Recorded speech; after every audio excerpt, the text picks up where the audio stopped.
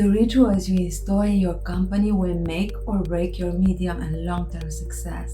They are crucial to install a one-of-a-kind culture where you can have the sensation and the feel that you're like a family glued together and united, fulfilled, aiming the same goals and mission. That is why I compiled a nice collection of rituals that I find very relevant, and I also use them in my work. As a side note, rituals are not the same with values.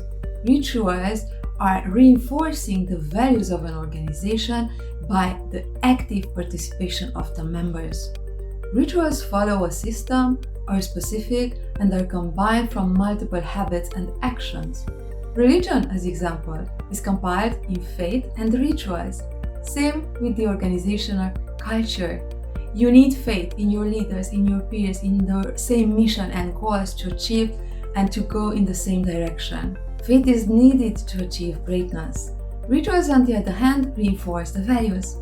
You need both to go and become a market leader. Enjoy my selection and choose to apply at least a couple of them in your business and see what happens.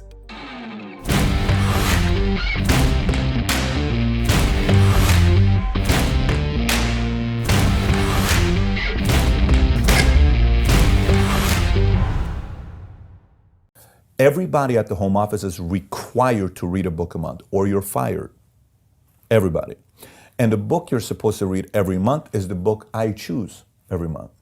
You can read any other books you want. You can read romance novels all you want. But the one book I choose every month, we're all reading together.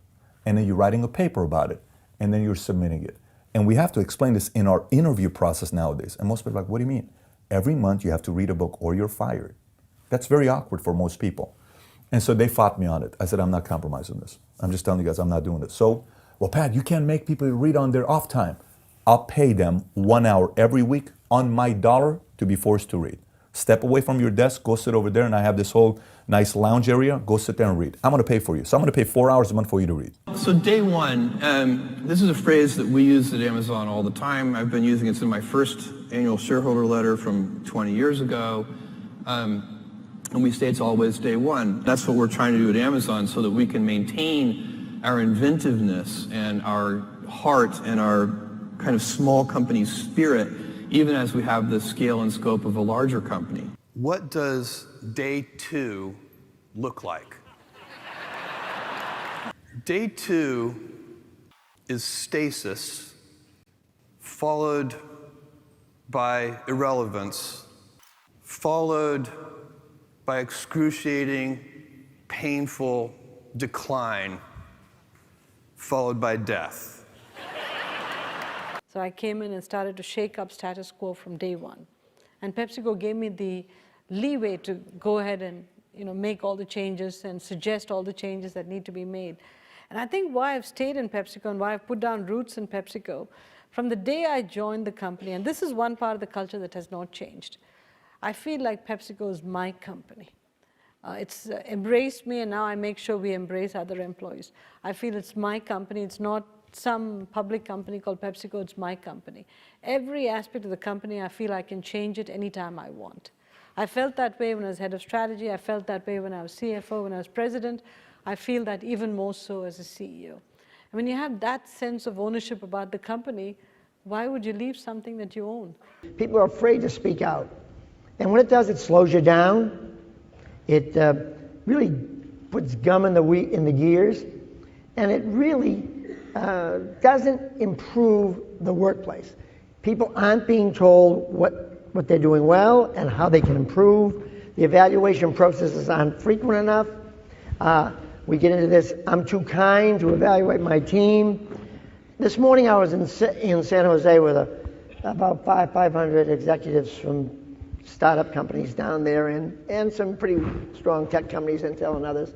And I asked the 400 people, how many people thought they had straightforward relationships in their company with their peers and with their associates? I didn't get 4 hands. 4 hands. That's frightening. One thing we have at the companies is we try to minimize the size of meetings. I think it's actually important to minimize the size of meetings. So what would be a normal size? How many people would you typically have in one of your meetings? Normal meeting would be 4 to 6. But the basic rule for the meetings is that somebody should, unless somebody's getting enormous value from the information they're receiving, or they're contributing to the meeting itself, they should not be there. And we also have a rule that if somebody's in a meeting and finds that this meeting is not helping them in a meaningful way, and they are not contributing to the meeting, they should just leave. Just get up and pack. Just get up and walk out. All right. And would that be, in your culture, would that be rude to do that? Or? No, that's expected. That's rude to stay. You know, at Accenture, we talk a lot about an innovation mindset. But it's interesting, when I'm talking to CEOs, you know, who are thinking about doing new things, it's never about the technology. It's about how prepared are you as a company, and how prepared are your leaders? Because you can bring the coolest new solution, but if you don't have a leader that's willing to think differently and able to bring people along a journey, you're not going to be able to change. You won't be successful. And so I think, you know, as we look at leadership, it's the ability to continuously learn, right? So, and that has to be a leadership characteristic, which was very different for us. I mean, it used to be training for the young people, right? Once you got the title, fully formed, right? But now it's continuous learning, the ability to make decisions in the face of ambiguity, and then this innovation mindset. If you're an executive and you want to avoid walkouts or checkouts before they become issues at your organization, there are 3 things that you can do. First, unblock communication. Walkouts and checkouts happen when we feel that we're not being heard, we're not being respected or considered in the workplace. When it happens, we tend to experience it as an identity threat. Some of us respond to that by closing down, shutting off. When we feel that we don't belong or that we're unimportant, our reaction is to stop caring as much about our work and caring as much about the people around us. But checkouts, because they're invisible, are even harder to notice and address than a 20,000 person walkout. Instead, managers have to proactively unblock the organization. They need to ask questions, they need to invite input, they need to foster creative conflict. But especially in that fragile moment where people have the courage to challenge us, we too need to embrace them for it. But then we need to become responsive, because we know, don't we, that it's not enough just to hear people out. Words without action breed cynicism. They lay the seeds for future walkouts and checkouts. So finally, aim higher. Doesn't it seem like a low bar just to avoid checkouts and walkouts? Shouldn't we strive for more? We need to invite people to bring their whole selves to work, because when everyone can bring their life experiences, we just have so much more to offer. We are more than the sum of our resumes. Some of the tactics to make sure that the messages and the right tone at the top filters down in an organization, particularly one as big as Deloitte, is really around the messaging, that it always, again, has a flavor to it around ethics, around integrity. Whenever I speak to our young career professionals or even our partners, I talk a lot about how precious integrity is, and we talk about the 4 balls. 4 balls are work, health, family, and integrity. And as you go through life, you learn the work ball is rubber and it bounces back. You have a bad day, you have a bad project, you don't like somebody you work with, it bounces back and you recover.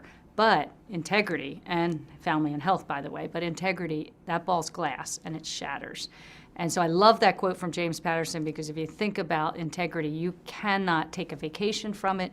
You always have to have a relentless focus on it. And all of messaging from a communication perspective, from the CEO down to all of our people, has to have that in the back of mind. Or again, if you start messaging that profits are before purpose or before integrity, then again, our people aren't going to make the right choices. I think when you instill it in the culture, you instill it in the training, and then you keep in mind that that integrity ball is glass and it shatters if you drop it, I think that actually pulls it all together. Do you remember which actress in this movie had the boots? Another operator patiently worked with a customer trying to find a pair of boots she saw in a Lifetime television movie. Is it on YouTube? Cries in the dark. I'll watch it. I'll watch it with you, and we're gonna find something out here. But Zappos isn't just about making customers happy. Hsieh is determined to make his 1,400 employees happy as well. We want all our employees to really think of their work here not as a job or not as a career or something to build their career, but really as a calling, a place where they want to be at for life. Here's how you keep culture. When Kristen in the office is upset about something and I'm on my way from Connecticut into New York to do a new business pitch potentially worth $5 million, and I detour and skip that pitch to go and talk out with her that issue, that's how you maintain culture. Guys, life's very simple. There's the things you wish you were doing, there's the things you're saying that you're doing, and then there's the things that you actually do. The way you maintain culture is the same answer as the question prior to this. You do it in your actions. I don't meet with every single employee that works for me for 10 minutes, 3 months in, to check the box and seem like a personal CEO. I do it because in those 10 minutes, I want to create some sort of connection that makes them feel comfortable to say hi to me in the elevator or to like come with a problem to me. I do it because I ask them where their hometown is so I can make a joke about the Cleveland Indians in the elevator to show them that I was paying attention.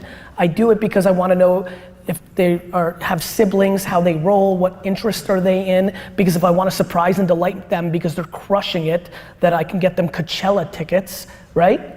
I do it because it has purpose.